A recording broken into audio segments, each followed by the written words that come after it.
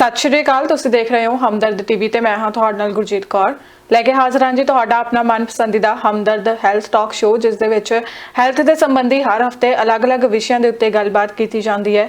ਤੇ ਅੱਜ ਦੇ ਇਸ ਪ੍ਰੋਗਰਾਮ ਦੇ ਵਿੱਚ ਇੱਕ ਖਾਸ ਟੌਪਿਕ ਦੇ ਉੱਤੇ ਗੱਲਬਾਤ ਕਰਨ ਜਾ ਰਹੇ ਹਾਂ, ਜੋ ਕਿ ਐਸਿਡਿਟੀ ਨੂੰ ਲੈ ਕੇ ਉਸ ਨੂੰ ਕਾਫੀ ਲੋਕਾਂ ਨੂੰ ਇਸ ਪਰੇਸ਼ਾਨੀ ਦਾ ਸਾਹਮਣਾ ਕਰਨਾ ਪੈਂਦਾ ਆ।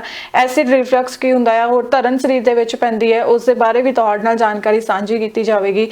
ਜੇਕਰ ਤੁਹਾਨੂੰ ਵੀ ਇਸ ਤਰ੍ਹਾਂ ਦੀ ਕੋਈ ਸਮੱਸਿਆ ਆ ਰਹੀ ਹੈ ਜਾਂ ਫਿਰ ਆਪਣੀ ਸਿਹਤ ਨੂੰ ਲੈ ਕੇ ਕੋਈ ਵੀ ਸਵਾਲ ਪੁੱਛਣਾ ਚਾਹੁੰਦੇ ਹੋ ਤਾਂ ਜ਼ਰੂਰ ਸਾਡੇ ਅੱਜ ਦੇ ਲਾਈਵ ਪ੍ਰੋਗਰਾਮ ਦੇ ਵਿੱਚ ਕਾਲ ਕਰ ਸਕਦੇ ਹੋ। ਕਾਲ ਕਰਨ ਦੇ ਲਈ ਨੰਬਰ ਤੁਹਾਡੀ ਸਕਰੀਨ ਦੇ ਨੀਚੇ ਫਲੈਸ਼ ਹੋ ਰਿਹਾ ਹੈ, ਜਿੱਥੇ ਲਿਖਿਆ ਹੈ ਲਾਈਵ ਕਾਲ 6473667777 ਤੇ ਇਸ ਦੇ ਨਾਲ ਹੀ ਅੱਜ ਦੇ ਪ੍ਰੋਗਰਾਮ ਦੇ ਵਿੱਚ ਐਸਿਡਿਟੀ ਉੱਪਰ ਵਿਸਥਾਰਪੂਰਵਕ ਜਾਣਕਾਰੀ ਸਾਂਝੀ ਕਰਨ ਦੇ ਲਈ ਮੇਰੇ ਨਾਲ ਸਟੂਡੀਓ ਦੇ ਵਿੱਚ ਕਾਵਿਆ ਹੋਮਿਓ ਕੇਅਰ ਤੋਂ ਮੀਤਾ ਓਜ਼ਾ ਜੀ ਮੌਜੂਦ ਨੇ। ਪ੍ਰੋਗਰਾਮ ਦੀ ਸ਼ੁਰੂਆਤ ਕਰਦੇ ਹਾਂ ਤੇ ਸਵਾਗਤ ਕਰਦੇ ਹਾਂ। ਸਤਿ ਸ਼੍ਰੀ ਅਕਾਲ ਮੈਮ।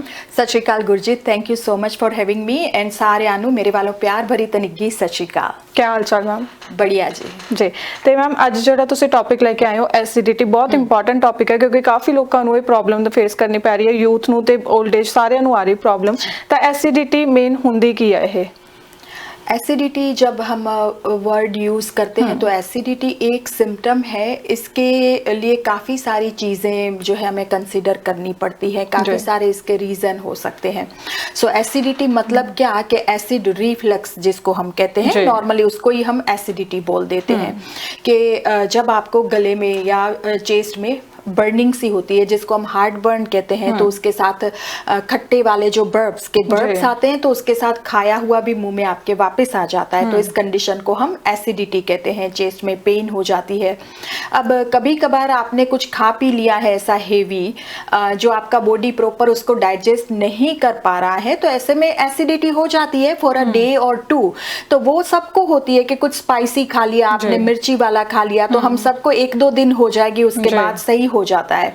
लेकिन जब ये लगातार आपको हो रहा है कि दिन में 2 बार आपको ये चीज परेशान कर रही है और ये जैसे मोर फ्रीक्वेंटली हो रहा है, फिर इसको हम एसिड रिफ्लक्स के नाम से जानते हैं। ओके। अब ऐसे में क्या होगा कि हमारे स्टमक एंड फूड पाइप के बीच वाल्व होता है। ये वाल्व जैसे ही हम खाना खाते हैं नीचे वो जाता है तो उसके साथ बंद हो जाएगा।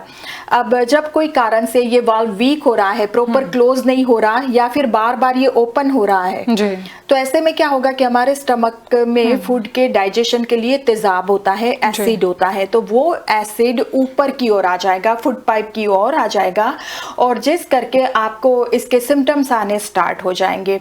और ये उन लोगों में भी होता है कि जो हेवी के एकदम एक टाइम आप कह लो कि खाते हैं, एक मील खाते हैं दिन का, लेकिन फिर जम के खाते हैं कि पेट भर के खाना खा लिया, तो उनको ये प्रॉब्लम आएगी। अक्सर जो प्रेग्नेंट लेडीज हैं, मदर्स हैं, तो उनमें आप देखेंगे कि प्रेगनेंसी के टाइम क्योंकि इंट्रा एब्डोमिनल प्रेशर बढ़ गया तो वो वाल्व ओपन हो जाता है, तो उनको भी ये प्रॉब्लम रहती है। लेकिन इसके अलावा हाइटल हर्निया वालों को हमारे चेस्ट और स्टमक के बीच एक डोम शेप का पूरा पार्टीशन होता है जिसको हम डायफ्राम कहते हैं। अब ये डायफ्राम जो है उसमें होल होता है जहां से फूड पाइप जो है निकल के स्टमक से अटैच होती है। तो कोई कारण से जब ये स्टमक का आगे का पोर्शन ऊपर की ओर आ गया तो उसको फिर हर्निया कहते हैं, जिसको हाइटल हर्निया या हाइटस हर्निया के नाम से जाना जाता है। अब जिन लोगों को ये प्रॉब्लम है उनको बार बार एसिड रिफ्लक्स की प्रॉब्लम सताती रहेगी। और ऐसे में क्या होना कि हार्ट बर्न, किस तरह पता लगेगा कि आपको ज्यादा एसिडिटी है या एसिड रिफ्लक्स की प्रॉब्लम आई है? गले से लेके फूड पाइप से लेके आपके स्टमक तक, पेट तक आपको बर्निंग फील होगी, दर्द फील होगा। और ये जो बर्निंग है ऑन एंड ऑफ चलती रहती है कि आपने कुछ खाना खाया या इस तरह की चीजें जो इसको बफर कर दें कि आइसक्रीम या ठंडा दूध ले लिया, कुछ एक टाइम आपका सही जाएगा, लेकिन उसके बाद ये जो बर्निंग है वो वापस आ जाएगी, जिसको हम हार्ट बर्न कहते हैं। रात के टाइम जब आप लाई डाउन करते हो ना, तो उस वक्त क्या होगा कि ये तेजाब जो है, बैठे हैं आप, चल रहे हैं, तो वाल्व आपका प्रॉपर मतलब जो स्टमक के कंटेंट्स है वो नीचे रहेंगे। जैसे ही आप लाई डाउन करते हो, लेटते हो, तो वो तेजाब ऊपर की ओर आने लगेगा। तो वही कारण है कि रात के टाइम आपको ये हार्ट बर्न बढ़ जाएगा। और मील के बीच गैप भी रात को ज्यादा आ जाता है क्योंकि रात को आप सोते हो, कुछ खाते नहीं हो, तो ऐसे में ये तेजाब जो है फिर आपको ट्रबल देगा। सो हार्ट बर्न जो कि रात के टाइम आपको बढ़ जाएगा, एंड इसके साथ खट्टे वाले डकार के जो बर्ब्स आते हैं उसके साथ या तो खाया हुआ मुंह में वापस आ जाता है, कई बार खट्टी वाली वॉमिट सी हो जाती है, येलो कलर का, ग्रीन कलर का फ्लूइड सिर्फ निकलता है जिसको बाइल कहते हैं, और ये वॉमिट हो जाती है, उसके बाद आपको आराम मिलता है थोड़ा। सो ये वॉमिटिंग, इसके साथ कई बार गैस, ब्लोटिंग, डायरिया की प्रॉब्लम आ जाना, कॉन्स्टिपेशन की प्रॉब्लम आ जाना, और कुछ लोगों में ये चीज आपके सिर पे जाएगी जो पित्त कहते हैं, तो ये आपके बाल जो है वो हेडेक करेगा, जिसको बिलियस हेडेक कहते हैं।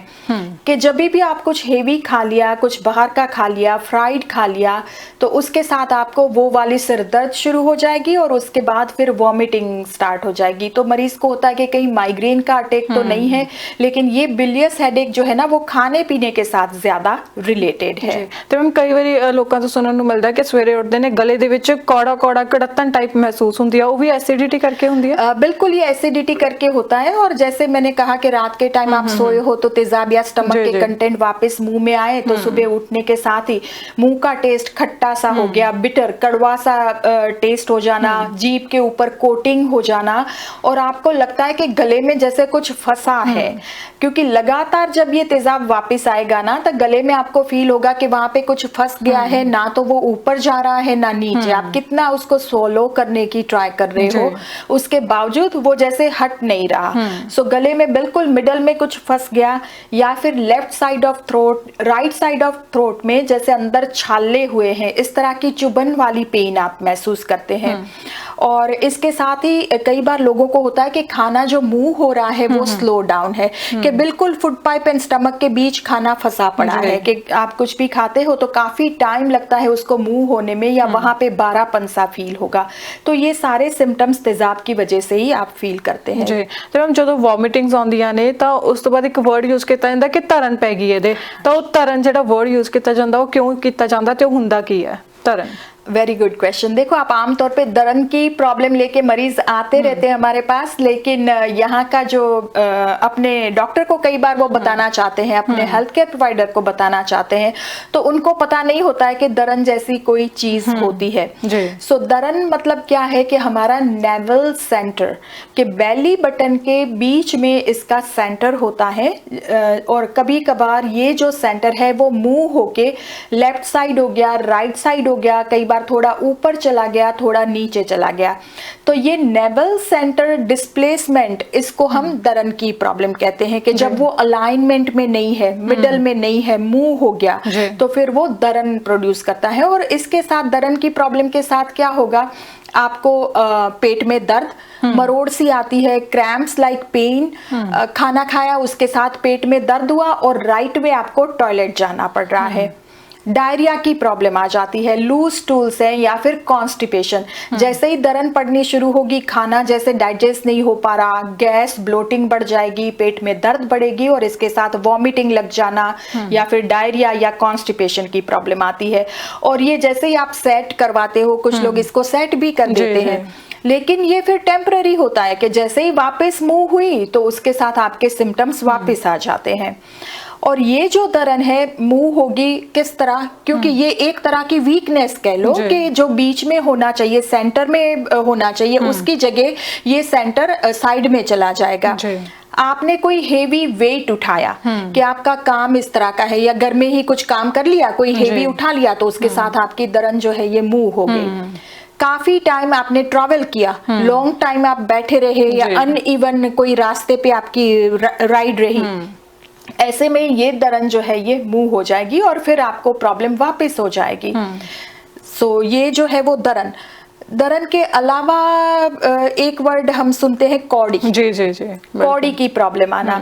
तो ये जो दरन है वो आपके नेवल सेंटर में होती है, बेली बटन के सेंटर में आएगी, लेकिन जो कौड़ी की प्रॉब्लम है वो बिल्कुल फूड पाइप और स्टमक ऊपर की ओर जहाँ पे मिलते हैं उस जगह पे ये प्रॉब्लम आएगी, कि जहाँ पे चेस्ट फिनिश होके हमारा एब्डोमेन स्टार्ट होता है उस जगह पे मिडल में जो है कौड़ी की प्रॉब्लम आएगी। और कौड़ी के साथ ही वहां पे एकदम से पेन होना, जैसे सांस नहीं ले पा रहे हैं, छाती में दर्द है, और फिर गैस, ब्लोटिंग एंड इंडाइजेशन की प्रॉब्लम। सिम्टम्स काफी बार सिमिलर होते हैं, लेकिन जो कौड़ी है वो ऊपर की ओर आएगी तो दर्द जो है वो बेली बटन के मिडल में होती है। अक्सर लोगों ਨੂੰ ਜਦੋਂ ਦਰਦ ਹੁੰਦਾ ਤਾਂ ਸਮਝ ਨਹੀਂ ਪਾਉਂਦੇ ਕਿ ਇਹ ਕੌੜੀ ਦਾ ਦਰਦ ਹੈ ਜਾਂ ਫਿਰ ਧਰਨ ਦਾ ਦਰਦ ਹੈ, ਤੇ ਇਹਨਾਂ ਨੂੰ ਇਹਦਾ ਇਲਾਜ ਕੀ ਕੀਤਾ ਜਾ ਸਕਦਾ ਹੈ? बिल्कुल, इस सारी कंडीशन के लिए, चाहे आपको दरन की प्रॉब्लम आ रही है बार बार या कौड़ी की प्रॉब्लम, तो ये जो मेडिकेशन है उसको अभी तो सेट कर देगी, आपके सिम्टम्स इंप्रूव होंगे, लेकिन कुछ एक टाइम कंटिन्यूअस आप ये कोर्स लेते हो जिस करके आपको लॉन्ग लास्टिंग इन चीज़ों से रिलीफ मिलेगी। चाहे फिर वो वेट चकने से, वेट उठाने से आपको दरन मूव हो रही है या कोई और कारण से बार बार हो रहा है, तो ऐसे में ये ट्रीटमेंट से आपको काफ़ी रिलीफ मिलेगी। इन साथ में क्या करना है वो भी हम आपको गाइड करेंगे, ताकि आपके मसल्स भी साथ में स्ट्रॉन्ग बने और फिर बार बार ये दरन जो है ये मूव ना हो। ਓਕੇ, ਤੇ ਮੈਮ ਐਸਿਡਿਟੀ ਜਿਨ੍ਹਾਂ ਨੂੰ ਪ੍ਰੋਬਲਮ ਆਉਂਦੀ ਹੈ ਬਾਰ-ਬਾਰ, ਤਾਂ ਤੁਹਾਡੇ ਕੋਲ ਜੋ ਪੇਸ਼ੈਂਟਸ ਆਉਂਦੇ ਨੇ ਉਹਨਾਂ ਵਿੱਚ ਯੂਥ ਜ਼ਿਆਦਾ ਹੁੰਦਾ ਹੈ ਜਾਂ ਫਿਰ 올ਡ ਏਜ ਵਾਲੇ ਲੋਕ ਆਉਂਦੇ ਨੇ? डिपेंड करेगा। यहाँ पे क्या होता है कि यूथ में देखो खाने की वजह से कि जो आमतौर पे बाहर का खाना, जंक फूड ज्यादा खाना है या फिर कुछ स्पाइसी बाहर का खा लिया, तो खाने के साथ ये चीज ज्यादा रिलेटेड होती है यूथ में। In case of elderly people के बॉडी में जो चेंजेस आते हैं तो स्लोली उस करके उनको ये प्रॉब्लम, डाइजेशन की प्रॉब्लम है, एसिड की या दरन की प्रॉब्लम है, तो उन लोगों को ये प्रॉब्लम ज्यादा आती है। एसिड रिफ्लक्स जो है, रिगर्जिटेशन के वाल्व वीक होना, इट कुड बी जेनेटिक, के बर्थ से ही उनको है या फिर फैमिली में चल रहा है तो उनको ये प्रॉब्लम रहती है। लेकिन ज्यादातर टाइम एज ग्रुप जो है ना वो कारण के हिसाब से हम डिवाइड कर सकते हैं, क्योंकि इसके मरीज जो है छोटे बच्चे भी हो सकते हैं, बड़े भी हो सकते हैं।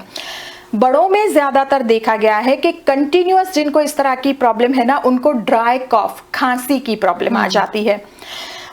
स्टार्टिंग में उनको होता है कि ये एलर्जिक कफ है, कि किसी चीज की एलर्जी करके उनको खांसी हो रही है, कि गले में टिकलिंग होके फिर कफ छिड़ रही है, या फिर गले में दर्द होके एक जगह पे कुछ चुभ रहा है तो वहां से खांसी छिड़ रही है।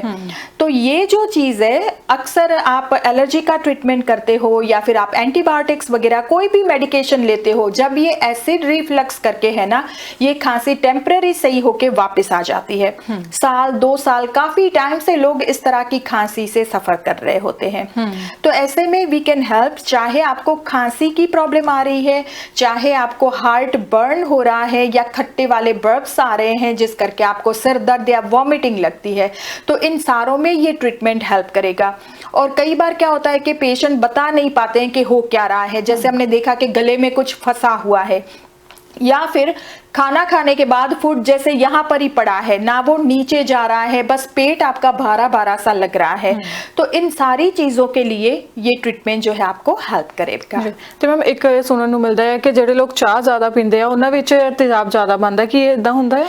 हो सकता है, कई बार ना कुछ चीजों के साथ बॉडी में इंटॉलरेंस होती है, जैसे कि लैक्टोज इंटॉलरेंस। वैसे कैफीन है कि कॉफी है, चाय हो गया, तो उसके साथ ये प्रॉब्लम उसको ट्रिगर करेगी ही करेगी। लेकिन कुछ एक इंटॉलरेंस के लैक्टोज इंटॉलरेंस है, तो उन लोगों को क्या होगा कि कोई भी डेयरी प्रोडक्ट्स या मिल्क प्रोडक्ट्स लिया तो उसके साथ उनको तेजाब बढ़ गया। खाने में भी कोई बाई वाली चीजें हैं कि जो आपका डाइजेस्टिव सिस्टम इसको डाइजेस्ट नहीं कर पा रहा है, तो इन सारी चीजों करके आपको ये प्रॉब्लम आती है। और छोटे बच्चों में हम देखते हैं ना कि लैक्टोज वाला कुछ लिया तो उसने वॉमिट कर दी, कि दूध नहीं ले पा रहा, लेकिन थोड़ी सी चाय पत्ती डाल के आप देते हो तो वो डिफरेंट फॉर्म का प्रोटीन बन गया, फिर उसको डाइजेस्ट हो जाता है। तो वाइस वर्सा कि कई बार चाय है तो वो आप टी के साथ आपको प्रॉब्लम आती है, जैसे ही आप चाय पीना बंद करते हो तो उसके साथ आपको एसिड की प्रॉब्लम सही होगी, और काफी लोगों में ये देखा जाता है। So this is not uncommon कि चाय के साथ ये बढ़ता है। जी, ਤੇ ਜਦੋਂ ਮੈਂ ਇਹਦੀ ਸ਼ੁਰੂਆਤ ਹੁੰਦੀ ਹੈ, ਐਸਿਡ ਜਦੋਂ ਬੰਦ ਆਇਆ ਤਾਂ ਕੀ ਉਦੋਂ ਹੀ ਟ੍ਰੀਟਮੈਂਟ ਕਰਵਾਉਣਾ ਚਾਹੀਦਾ? ਕਾਫੀ ਲੋਕ ਵੇਟ ਕਰਦੇ ਕਿ ਕੋਈ ਨਾ ਆਪੇ ਠੀਕ ਹੋ ਜਾਊਗਾ, ਉਹਨਾਂ ਨੂੰ ਕੀ ਕਰਨਾ ਚਾਹੀਦਾ? देखो, नॉट ओनली एसिडिटी, किसी भी तरह की बीमारी है तो पहले प्रॉपर इसका इन्वेस्टिगेशन, एंड अगर फर्क नहीं हो रहा है, होम रेमेडीज आपने की, आपने थोड़ा वेट वेट कर लिया, उसके बावजूद सही नहीं हो रहा है ना, फिर इस कंडीशन को इग्नोर नहीं करना चाहिए। तेजाब इस तरह की चीज है कि वो सही नहीं हुआ, बैलेंस नहीं हुआ, अंदर आपकी फूड पाइप से लेके आपके मुंह तक इसका इफेक्ट आएगा। नॉट ओनली दैट, आपके स्टमक पे, अतड़ियों पे, सारे पे इसका असर आता है। और आपका कहते हैं ना कि सारे प्रॉब्लम्स की जड़ है हमारे गट में, कि आपके पेट में जो है सारे प्रॉब्लम की जड़ है। तो आपका स्टमक सही होना, आपका डाइजेशन सही होना बहुत ही जरूरी है, क्योंकि वहां पे weakness I, that means body के सारी चीजों में फिर आगे जाके प्रॉब्लम डेवलप हो सकती है। सो एसिड को सिर्फ एसिड समझ के इग्नोर नहीं करना चाहिए और प्रॉपर जो है इसका ट्रीटमेंट ले। अगर अभी अभी शुरू हुआ है तो उसमें फर्क भी आपको जल्दी होगा, राइट अवे वो सही भी हो जाएगा, वहां पे रुक जाएगा।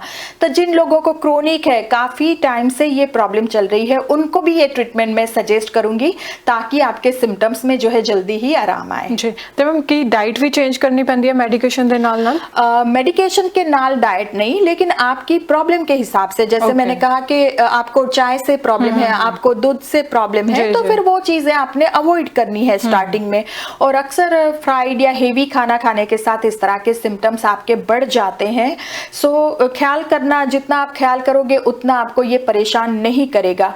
और कई बार मरीज भी इस तरह के होते हैं कि हाइपर सेंसिटिव उनका बॉडी है, हर चीज को रिएक्ट करता है, कि थोड़ा सा भी कुछ खा लिया आपने, कोई नई चीज खा ली तो उसके साथ बॉडी रेशा बनाना, म्यूकस बनाना स्टार्ट कर देगी, आपको रनी नोज स्टार्ट हो जाएगा। या लेडीज में कह लो कि दरन की प्रॉब्लम आई तो उसके साथ ल्यूकोरिया या वाइट डिस्चार्ज जिसको कहते हैं, तो वो ल्यूकोरिया की प्रॉब्लम स्टार्ट हो गई। जैसे ही दरन मुंह हो जाती है तो वाइट डिस्चार्ज आना शुरू हो जाता है।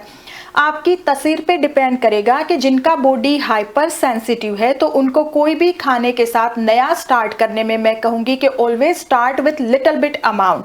कि कई बार आपको डेयरी प्रोडक्ट्स आप डाइजेस्ट नहीं कर पा रहे हो, लेकिन योगर्ट आप खा पाते हो, कि दही के नाल कोई प्रॉब्लम नहीं आ रही है।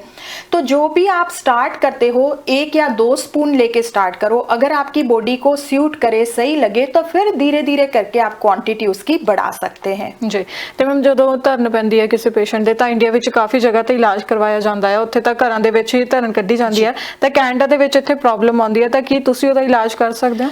बिल्कुल वही बात मैंने की कि दरन का जैसे आप मुंह कराते हो तो उसके साथ सेट हो गई, लेकिन कुछ टाइम में जैसे ही कारिन वापस आया तो उसके साथ अगेन वो मुंह हो जाती है। सो ये जो मेडिकेशन है उसको आपको लॉन्ग लास्टिंग ये दरन में रिलीफ देती है। सो राइट अवे तो सेट होगी, उसका ट्रीटमेंट होगा, लेकिन इसका कोर्स लेते हो कुछ महीनों का तो उसके साथ फिर आपको कंटिन्यूअस रिलीफ मिलेगी। ओके, तो मैम कोई और जानकारी तुसी इस टॉपिक ਨੂੰ ਲੈ ਕੇ ਸਾਂਝੀ करना चाहते? बस यही कहना चाहूंगी कि गैस, ब्लोटिंग, बदहजमी की प्रॉब्लम आ रही है, चाहे हार्ट बर्न हो रहा है, जिस करके कई बार मरीज की ना रात को नींद भी डिस्टर्ब हो जाती है, कि रात को सो तक नहीं पाते हैं। सो इस तरह के कोई भी कंसर्न वास्ते, नवी पुरानी बीमारी वास्ते, और आजकल आप देखो कि एलर्जीज का माहौल भी बना हुआ है। नेजल एलर्जीज का टाइम चल रहा है, कि रनी नोज, छिक्के आना, खांसी, ड्राई कॉफ शुरू हो जाना, या एस्थमा का अटैक हो जाना। तो इन सारे कंसर्न के लिए वी कैन हेल्प। एंड आप कोई भी एक्यूट कंडीशन है, 1 वीक 2 वीक्स की मेडिसिन भी आके आप जरूर ले सकते हैं। तो ऑल ओवर कनाडा, यूएसए, जो दूर दहाड़े हमारे सारे व्यूअर्स देख रहे हैं, तो हम मेडिकेशन शिप करते हैं, मेल करते हैं, वीडियो कॉल वगैरह की फैसिलिटीज अवेलेबल है। So feel free to call us. Kavya homeo care Monday to Saturday 6 दिन क्लिनिक खुला है, सवेरे 10 से लेके शाम 6 बजे तक आप हमारा अप्रोच कर सकते हैं, कांटेक्ट कर सकते हैं। तो फोन नंबर है 6477602779। जी, तो नाली मैम आज के प्रोग्राम ਦੇ ਵਿੱਚ ਇੰਨਾ ਹੀ, ਤੁਹਾਡਾ ਬਹੁਤ ਬਹੁਤ ਧੰਨਵਾਦ ਸਟੂਡੀਓ ਚ ਆਉਣ ਦੇ ਲਈ। Thank you so much for having me. ਤਾਂ ਇਹ ਸੀ ਅੱਜ ਦਾ ਸਾਡਾ ਪ੍ਰੋਗਰਾਮ ਹਮਦਰਦ ਹੈਲਥ ਟਾਕ ਸ਼ੋਅ, ਤੇ ਅੱਜ ਸਾਡੇ ਨਾਲ ਕਾਵਿਆ ਹੋਮਿਓ ਕੇਅਰ ਤੋਂ ਮੀਤਾ ਓਜ਼ਾ ਜੀ ਸਟੂਡੀਓ ਦੇ ਵਿੱਚ ਮੌਜੂਦ ਸਨ, ਜਿਨ੍ਹਾਂ ਦੇ ਵੱਲੋਂ ਐਸਿਡਿਟੀ, ਐਸਿਡ ਰਿਫਲਕਸ, ਧਰਨ ਪੈਣ ਨੂੰ ਲੈ ਕੇ ਇਸ ਵਧੀਆ ਜਾਣਕਾਰੀ ਸਾਂਝੀ ਕੀਤੀ ਗਈ ਹੈ। ਉਮੀਦ ਹੈ ਤੁਹਾਨੂੰ ਅੱਜ ਦੀ ਗੱਲਬਾਤ ਚੰਗੀ ਲੱਗੀ ਹੋਵੇਗੀ। ਜੇਕਰ ਤੁਹਾਨੂੰ ਵੀ ਆਪਣੀ ਸਿਹਤ ਨੂੰ ਲੈ ਕੇ ਕਿਸੇ ਵੀ ਤਰ੍ਹਾਂ ਦੀ ਸਮੱਸਿਆ ਦਾ ਸਾਹਮਣਾ ਕਰਨਾ ਪੈ ਰਿਹਾ ਹੈ ਤੇ ਉਸ ਦਾ ਇਲਾਜ ਕਰਾਉਣਾ ਚਾਹੁੰਦੇ ਹੋ ਹੋਮਿਓਪੈਥਿਕ ਢੰਗ ਰਾਹੀਂ, ਤਾਂ ਜ਼ਰੂਰ ਕੰਟੈਕਟ ਕਰ ਸਕਦੇ ਹੋ ਕਾਵਿਆ ਹੋਮਿਓ ਕੇਅਰ ਦੇ ਨਾਲ ਦਿੱਤੇ ਗਏ ਨੰਬਰਾਂ ਦੇ ਉੱਤੇ, ਜਾਂ ਫਿਰ ਇਹਨਾਂ ਦੇ ਕਲੀਨਿਕ ਵੀ ਵਿਜ਼ਿਟ ਕਰ ਸਕਦੇ ਹੋ। ਫਿਲਹਾਲ ਸਾਡੇ ਅੱਜ ਦੇ ਹੈਲਥ ਪ੍ਰੋਗਰਾਮ ਦੇ ਵਿੱਚ ਇੰਨਾ ਹੀ। ਬਨੇ ਰਹੋ ਹਮਦਰਦ ਟੀਵੀ ਦੇ ਨਾਲ। ਹੁਣ ਮਿਲਦੇ ਹੋ ਇਜਾਜ਼ਤ। ਸਤਿ ਸ਼੍ਰੀ ਅਕਾਲ।